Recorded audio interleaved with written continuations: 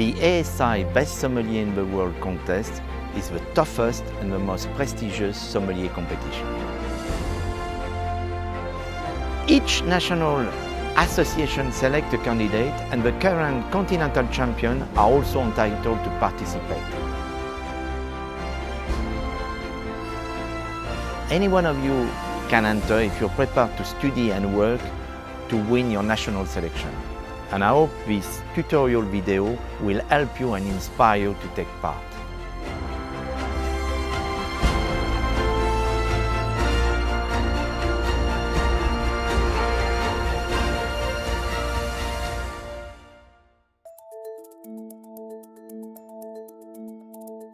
Here we are, the best sommelier in the world competition. The competition takes place in 3 stages: first round, semi-final and final.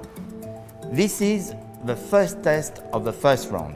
You have to do a blind testing, a written blind testing of 2 wines in 20 minutes. So, the very first task is a blind testing of 2 wines, a white wine and a red wine.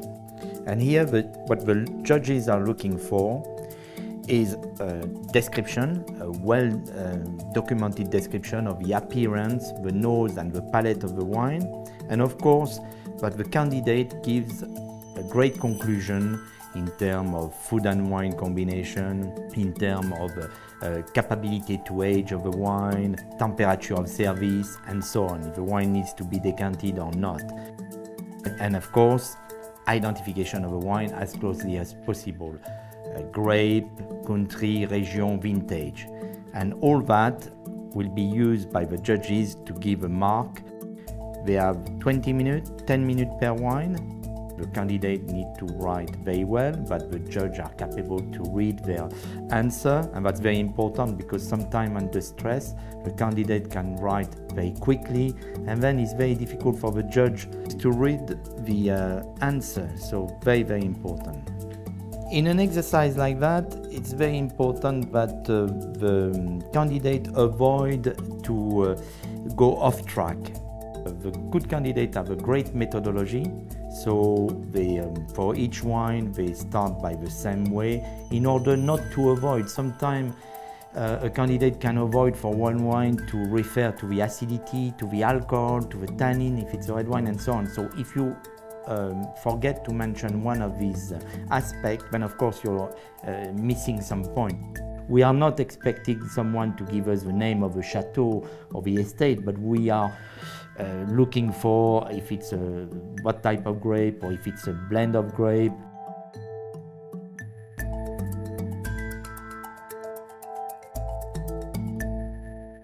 The competition is made of 3 main types of exercises. You have, of course, blind testing of wine or beverages. The second main task is the written theory, where people are asked to answer questions. And the third part is the practical service, like in a restaurant, and of course, food and wine matches. Now, you are moving to the second task of the first round, which is the identification of beverages. The second test of the first round was a blind testing of 4 spirits, but it wasn't a blind testing where the candidates had to describe the spirit, they simply had to identify them. They had 4 minutes and the spirits were served in black glasses, which of course make it more difficult because you cannot use the color of the spirit to think if it's a brown spirit or a white spirit. So you're really using the aroma of the spirit and of course testing the spirit. We had a rum, a vodka, a tequila and a gin.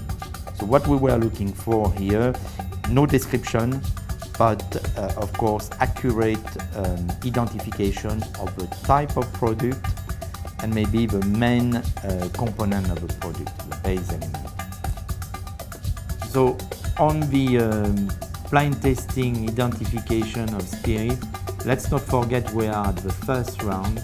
We have 60 candidates and we weren't trying to trick the candidate. We just wanted to see who are the candidates who can recognize some classic family of spirit. Now you're moving to the written questionnaire and you will have an hour and a half for roughly 60 questions. And of course, you can do it in 3 languages, English, French, or Spanish, but you cannot do it in your own language, your native language, you cannot. The third test of the first round was the written questionnaire. And this is a very important test in the first round because there are a lot of points to gain. The candidates have an hour and a half to complete that task.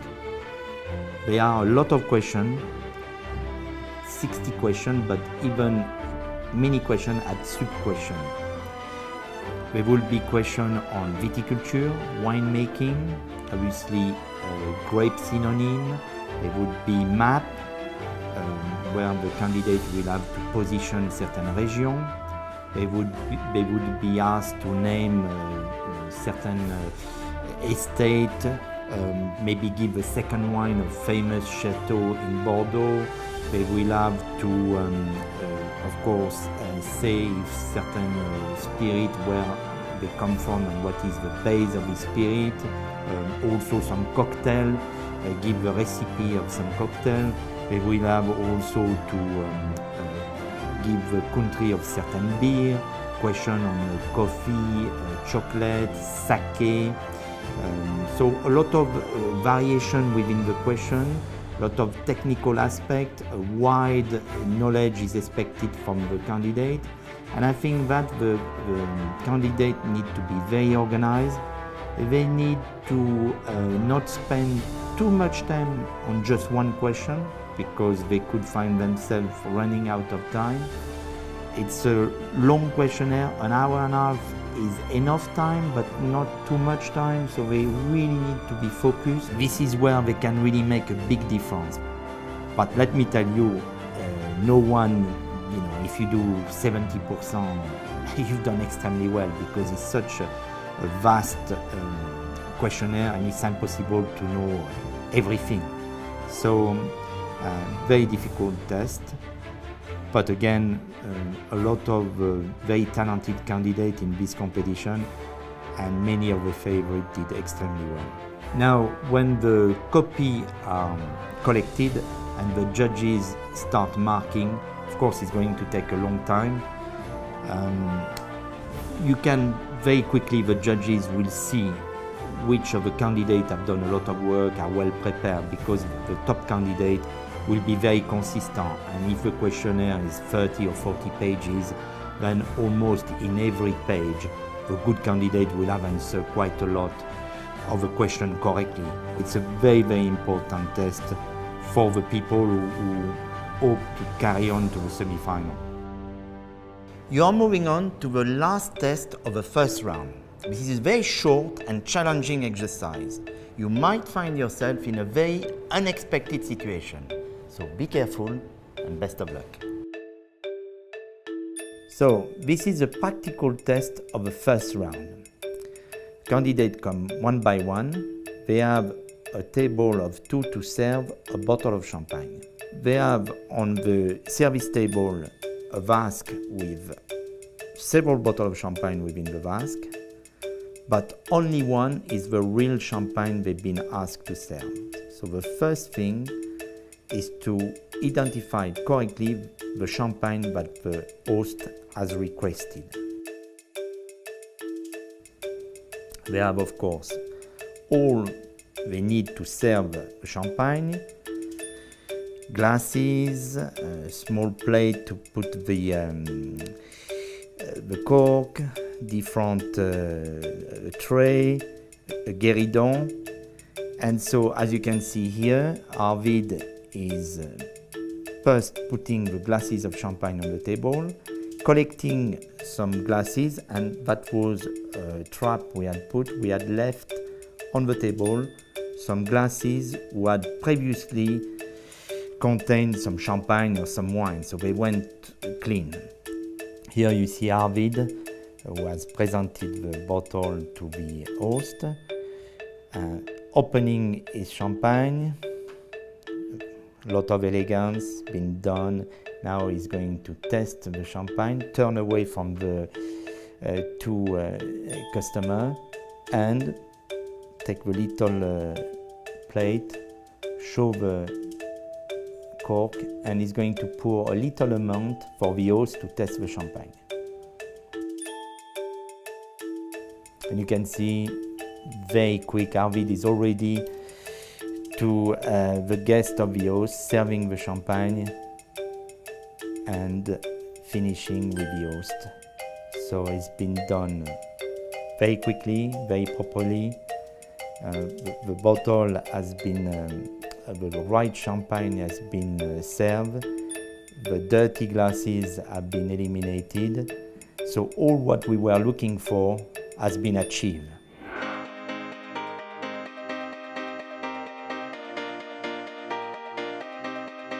To be part of the best sommelier in the world competition is extremely enjoyable, but to progress to the semi-finals is fantastic.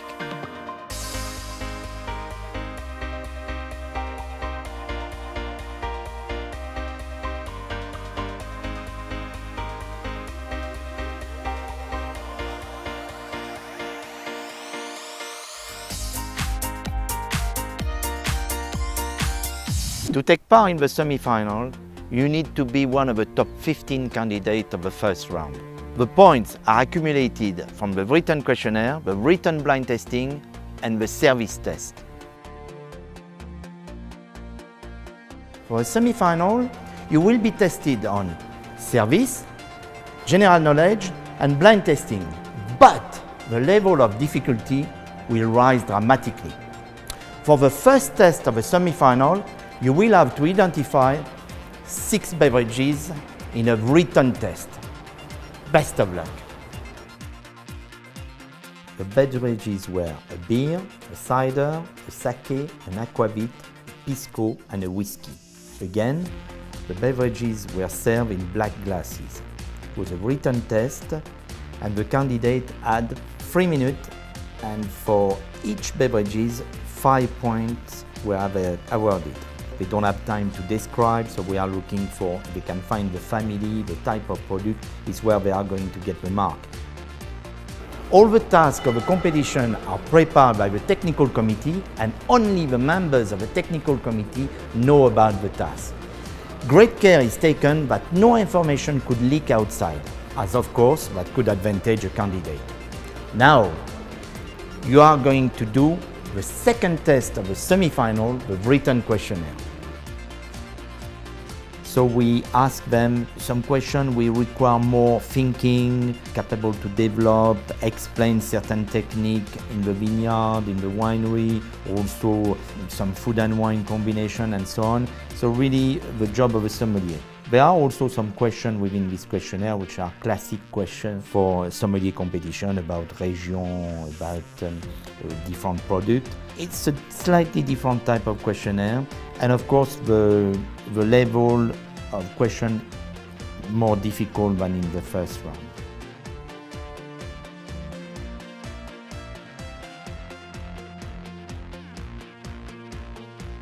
Now, for the different practical tests of a semi-final, you will go one by one from task to task without any break. The first practical test will be an oral blind testing of 2 wines. They need to describe the wine, so the appearance, the nose, palate. That's very important, is they do it without forgetting all the important aspects for each wine. We are looking is that the candidate does a great organoleptic description, very complete. Of course, propose some suggestion of food and wine. And then, of course, a fairly important part of the mark is the identification. Now, for the following test, it will be a classic food and wine combination. And you will have to argument for the best possible combination. And of course, to meet the customer preferences, like in your own restaurant.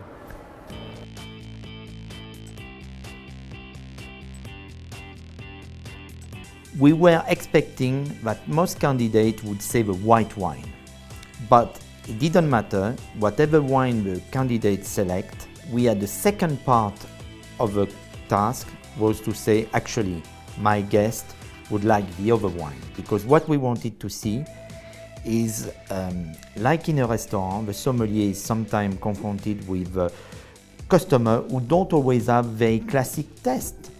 Then that he was able to come with an argument why, after all, the wine would go as well. We had obviously on purpose selected a fairly light style of red wine, not too very tannic, but it could go with the dish. But we wanted to see the ability of the candidate to come with a good reasoning. But we were judging the appearance, the way the candidate expressed, the friendliness, you know, how he deal with the customer, how he listen to the request of the guest. Like in a restaurant where you expect your sommelier to be very open, to be very friendly, welcoming, and to be attentive to what really the guests want. Now, as you are going through a series of tasks, it is very important that you keep total focus and great energy. Because remember, only 3 candidates will go through to the final. And every task is important. The next task is a recommendation of a port by the glass and the commercial testing of a fortified wine.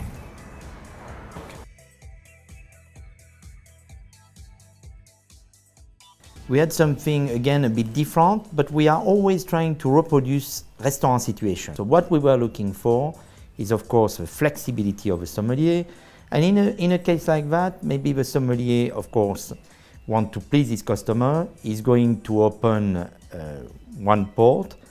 He will be left with a lot of port in the bottle, but if he's a good sommelier, he will use it maybe for a tasting menu, he will propose it to other guests. So in theory, he should be able to finish the bottle within a few days. A sommelier is also a salesman, a businessman, so he has a feel for that. And the semi-finalists, a lot of them did extremely well there. Now, as the task changed from competition to competition, you might wonder why you're watching this tutorial.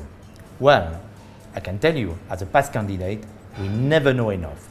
And in addition, it will give you an idea of the philosophy of a technical committee.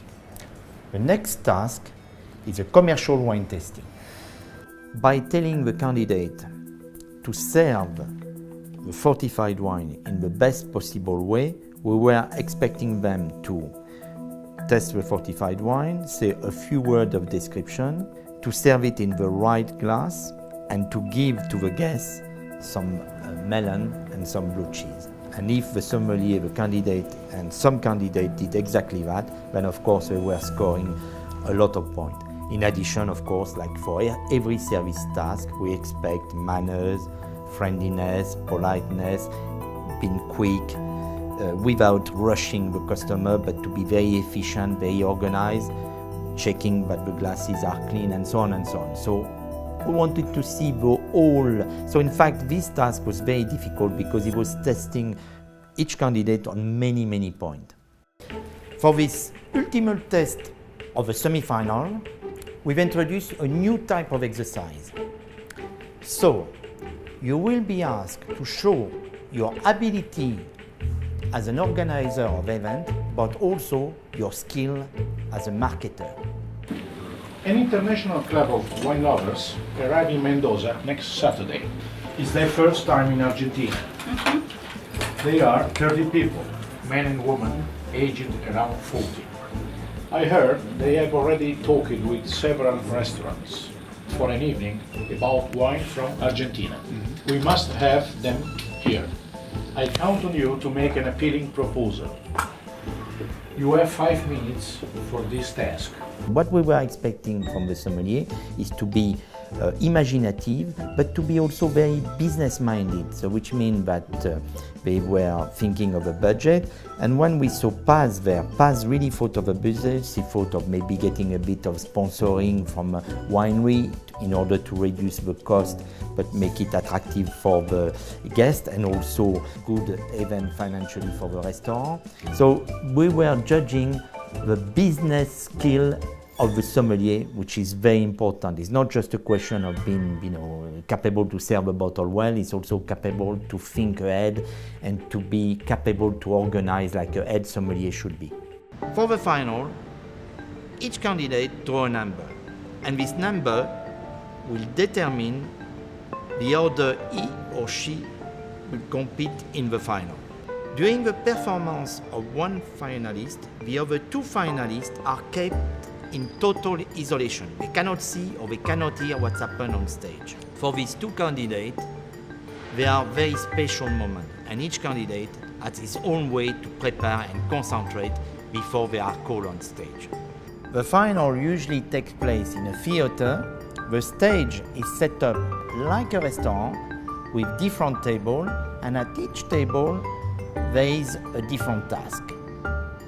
It is in front of an audience, and in Mendoza there were more than 800 spectators. Therefore, it is a lot of pressure. Now let's move to the first task. So we are now in the final, the very first table.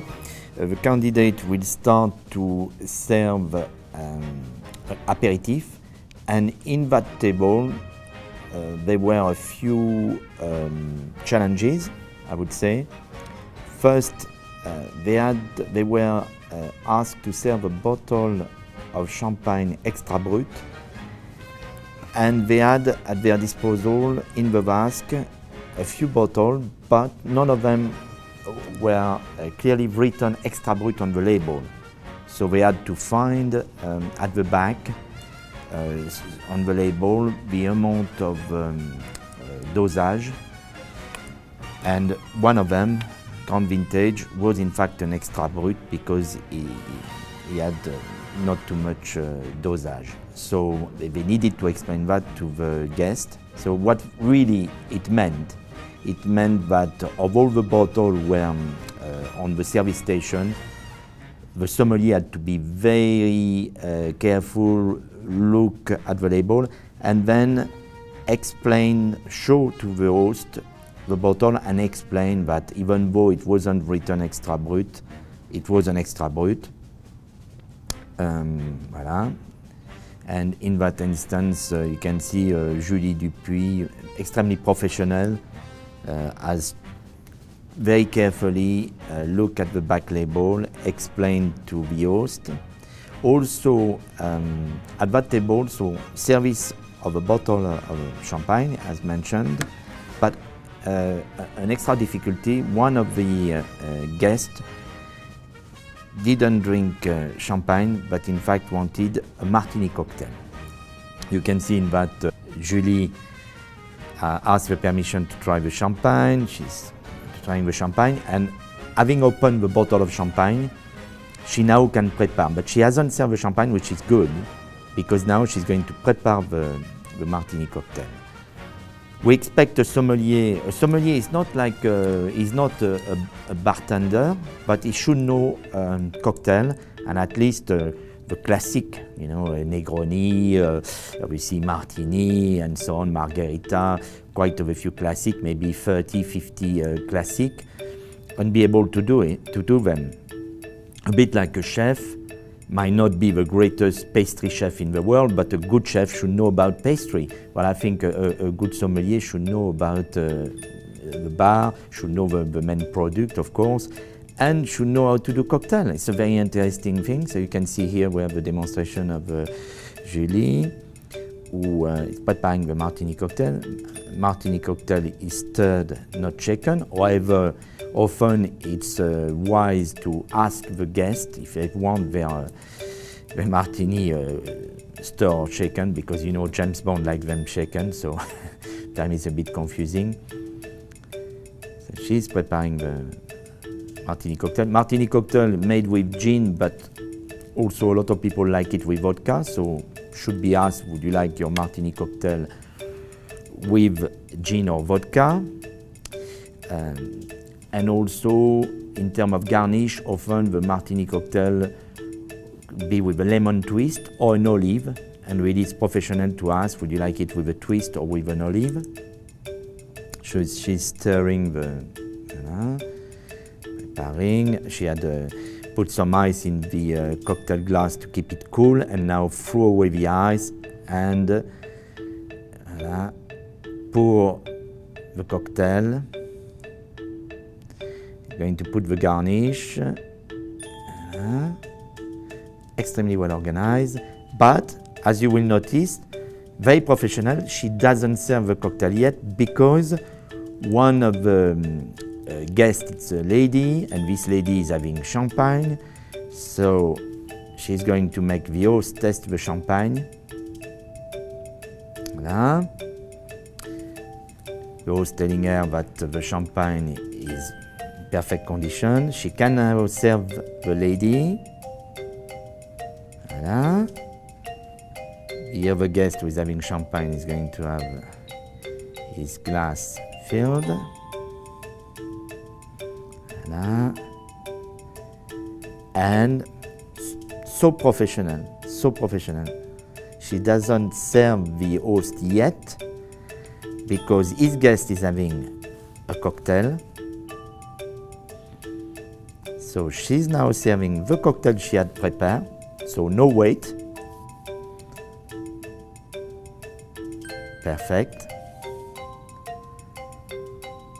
And of course, she now come back and top up the glass of the host. So absolutely brilliant, magnificent, perfect order, so well organized, didn't wait. You know, everything was served as it should be.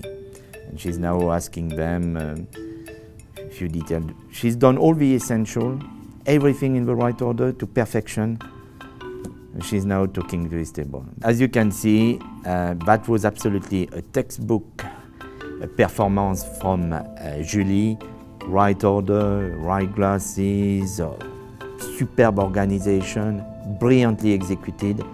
That's it should be shown to many sommeliers how perfect it was. Bravo. You're halfway through the final. Your energy level is starting to diminish. There is no time to slow down. Keep focused and concentrated on your performance. There are still a lot of points to be gained in this final. We are now at the second table, the food and wine exercise. In that task, a slight difference from normal. Instead to give them a menu and to ask them to match the menu with some wine of their choice, we proposed to the sommelier some wine. There was, however, a small trap. One of the wine didn't exist. It was a Ponceau 1945. This is a wine which had been in the news because of Monsieur Ponceau that the famous fraudster Rudy Kernevon was caught.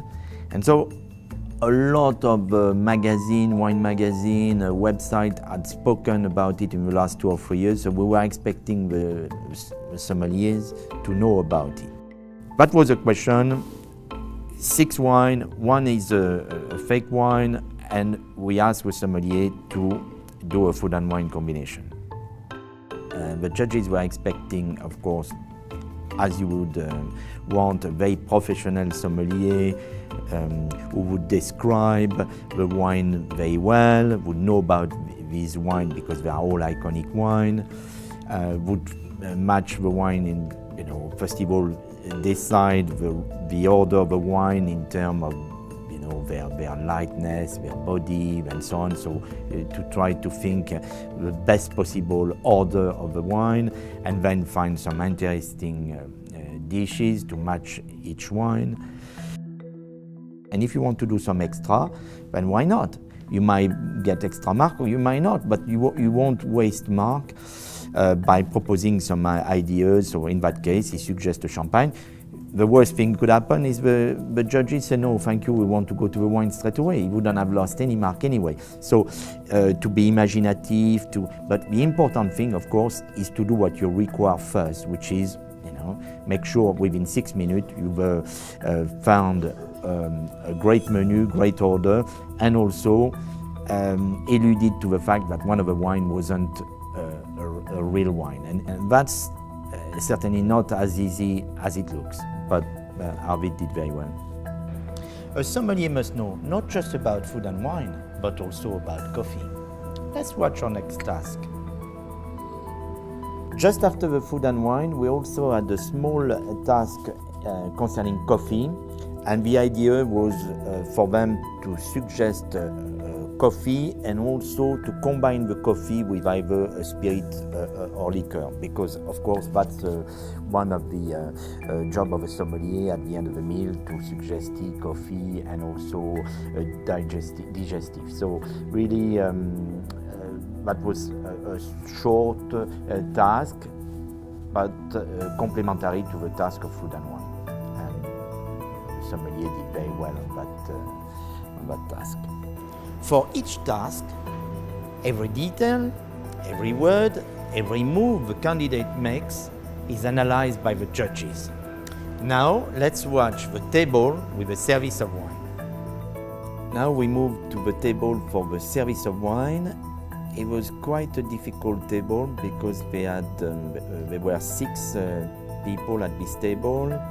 They had to serve a magnum of red wine and decant it, asked by the host, and that was what they were told straight away. So, of course, in a case like that, they have to be well organized, making sure their guéridon is prepared, check the cleanliness of the glasses, put the glasses on the table.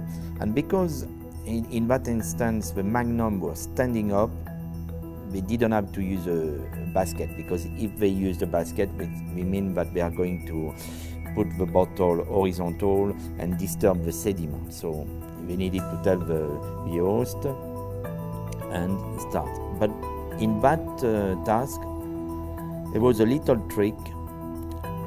When they were serving the second guest, at that moment, the host say, "Oh, by the way, one of my guests," and pointed out the gentleman, doesn't drink red wine. He would like a glass of white wine.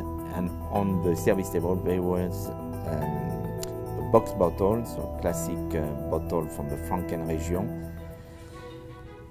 We were expecting the sommelier to, of course, delighted, serve the magnum to the people who were drinking red wine, but not finishing to pour the host, because again his guests should be served first. So come back, serve some white wine to the person who was going to have white wine, explain and describe the wine, and then finish with the host the red wine, as the host was having red wine like his guest, except the person who was having white wine. So a lot of points to be marked in terms of the organization. We wanted to see, the judges wanted to see a sommelier who is well organized, professional. It had to be fairly quick, because there were a lot of aspects to be done during this performance, and really pour the wine properly, not too much, enough, right order. Decanting the magnum, pouring the magnum, pouring some white wine to the person who's having a glass of white wine, finishing with the host for the red wine, describing well the wine, and all that, in a professional manner. So, require for the candidate to be organized, precise, quick, but without showing the guests you're rushing them. So it's all the little point of elegance, finesse, but very professional. The table is served in time, and all what is been asked has been done. We are now going to move to the series of blind testing. And for the blind testing, it's very important that not only you identify as much as you can the wine, but you're also extremely precise with your vocabulary. The candidates are now moving to the oral blind testing, and for, this year we did a series of blind testing. So we had, first of all, 3 white wine, 2 pear and 1 white wine, and they weren't asked to describe, because of course we only had a very short time. What we wanted from them is the identification of the grape, and tell us as much as they could in terms of the identification of each wine. So the sommelier for that task needs to be very organized. He still has 2 minutes and 30 seconds, so he must take his time, doesn't want to jump too quickly to a conclusion. Take his time to compare the 3 wine and then what the judges are expecting as they come with the identification of the wine. So that was one task. The second task of the blind tasting was a classic organoleptic description, so full description of the wine and identification of the wine. The third task, for the organoleptic of the second task was a white wine. Then for the third blind tasting, we had again 3 wine, no description, 3 red wine. We gave them a bit more time. Some of them were very classic red wine, so red wine normally require a bit more time, so it's why we gave them an extra minute compared to the very first blind tasting where they had just 3 white wine. The fourth one was a full organoleptic description of a fortified wine, and then when they had done that, we gave them a commercial exercise where we asked them that a customer was thinking to use this wine for 50 people for a function, and we wanted them to sell the wine to the customer and really make them dream. So that was the task, and that we wanted them to be very positive, to be, coming with great reason why we should select this wine, and make us really want to drink this wine and buy it and select this wine for the function. And now the next task is the identification of beverages. But it is also about the history, the culture, the people, for you to take your customer on a different experience. And this is what we are going to see with the Chartreuse task. After the different series of blind tasting, of wine blind tasting, the candidates had to identify 8 spirits. But this time we did it slightly differently. Instead to just give them 8 glasses and they have to identify, we gave them 8 glasses, but we also gave them a list. In fact, it was a piece of paper with a different label. So in effect, they knew the spirit, but of course they had to find which one was match the list. So it was a question of looking at the list and then testing and saying, oh, I see they propose a rum, a whiskey, and so on. And so it was a bit easier, but still you have to be organized, because it's easy to start giving once you match the wrong one, then you have to come back. So it was a question to 3 minutes. The candidate really to be organized, smell all the glasses first, take their time, and when they were sure of one, say number 3 is this one, eliminate, and so on. So it's a question to be very, very organized, precise. Don't rush.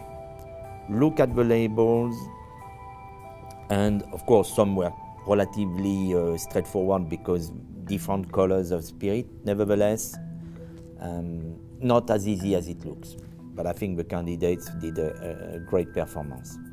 As a sommelier, your job is to buy, select, and write the wine list of your restaurant. It is therefore very important that this wine list has no mistake.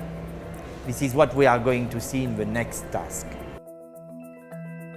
One of the tasks always proposed in a final is the correction of the wine list, because of course for a sommelier it is very important. The sommelier of a restaurant will write the wine list, and the wine list should be written properly without any spelling mistake, and of course mistake of associating a wine in a different region and so on. It needs to be very precise and exact. So for this exercise, we normally propose 8 slides. So 8 slides. Each slide has 3 wine, and there is always a mistake. So 1 mistake per slide. We expect the candidate to point out the mistake and to tell us what the mistake is. It's not enough to just say wine number 2 is not correct. It's important that they explain that maybe it could be the wrong region, it could be the wrong, this wine has never been made because in that vintage the producer didn't make that cuvée. It could be something to do that is not out yet because maybe this wine will only be released in 2 years' time, and so on. So the sommelier has to think of all the different type of mistake could be. Could be, say, wrong country, so one wine is not made in that country or that region. It could be a mistake of associating a cuvée from one producer with another producer. It could be that the vintage, or it could be sometimes that a wine is in the wrong section. Example, we clearly tell them sparkling wine and we give free wine. We tell them white wine, we give free wine. But it could be that the wine is in fact a red wine, not a white wine. So when the sommelier read horizontally the wine, he might not see any mistake because the wine is actually exists, is properly in that region, in that country, right vintage and so on. But if suddenly he realizes that it shouldn't be in that section, he should also tell it. So it's quite a tricky, always looks very easy, but believe me, it's a very, very difficult exercise. You only have 30 seconds. And then another slide arrives, so it is a very difficult exercise. Now, I don't want to add any more pressure on you, but amongst the judges, there are several best sommeliers in the world. And now, a kind of reality TV. It should be an easy task, but what's not so easy is to recognize in a very short time the different wine personality, wine estate, and wine utensil. So, let's go and play the wine quiz.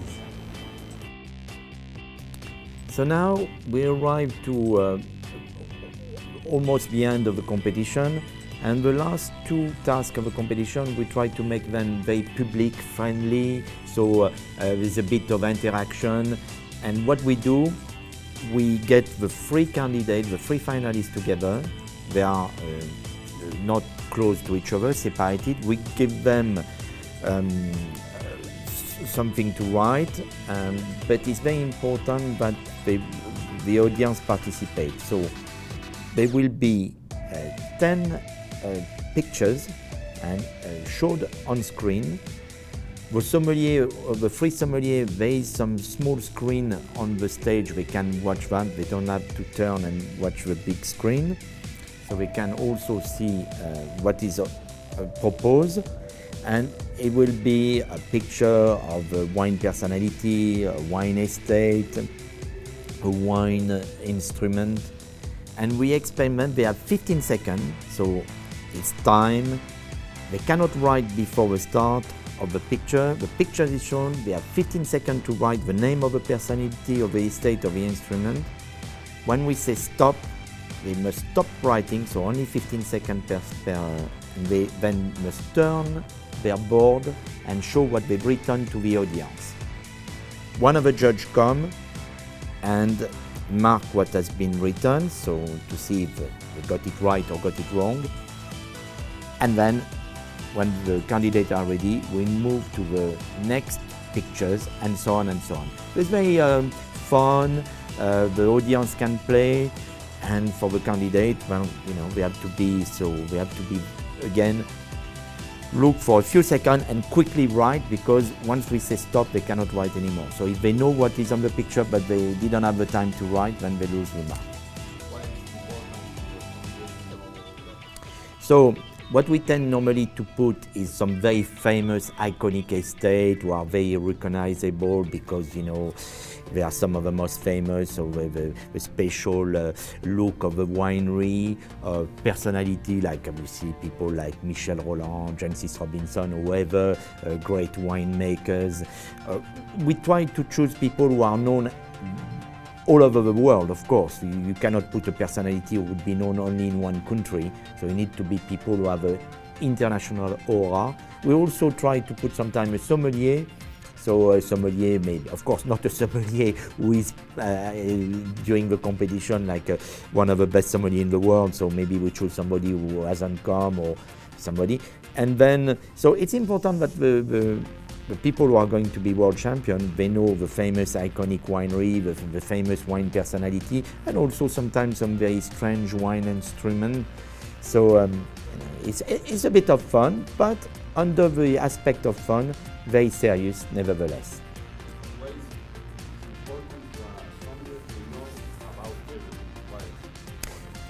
Well, it's important that the sommelier know personality estate, because in a restaurant he'll be confronted with guests who might ask him some question about this wine personality, the wine estate and so on. So the sommelier needs to have a wide culture of wine, and so that's very important. And now the grand finale, the service of a magnum of champagne. For your last act, you need to be very organized, precise, efficient, and very fast. The audience loves it. So the grand finale is a service of a magnum of champagne.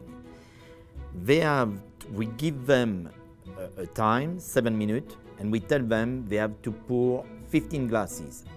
They have a mise en place, but the trick this year is we put 28 glasses, 15 of one size and 13 a different size. And they were slightly mixed, the glasses, obviously the same for the three candidates, and we had done the same exact mise en place.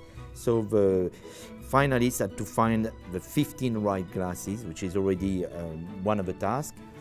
Then, once they put these 15 glasses, they have to pour, and the trick is to pour the whole magnum. We want them to finish the magnum. So if there is a little bit of left, say very little, obviously they don't get penalized, but if we put one extra glass for us, for the judges, with a line, and we come at the end and we pour the remaining of the magnum, and if it goes above the line, then they get penalized. They also need to have filled, we don't want the opposite, like for instance, they pour too much in 13 glasses and they cannot pour in the last 2 glasses. So it's very important that they do 15 glasses. We also want them to do roughly at the same level, and as I said, finish the magnum. The difficulty is they cannot come back onto a glass. So if they are pouring, say, glass number 2, and they move to glass number 3 and they start pouring some champagne in glass number 3, they finish. They cannot come back to the first 2 glasses, they have to carry on. It's the rule, because if not, it would be too easy, they could adjust, they could, so we want. And why this exercise is important? Because in a restaurant, if you have a customer who say order a bottle for 9 people, he order a very expensive bottle of champagne, then the sommelier has to understand that he's going to pour maybe just a small amount in each glass, but he wants to make sure every guest has some champagne. You cannot come back to the host and say, well, I'm terribly sorry, I could only do 7 glasses, because the host will say, well, I don't want to buy another bottle. So obviously, if the host asks something a bit stupid, like 15 glasses with 1 bottle, then of course you have to tell him, well, shall we prepare 2 bottles?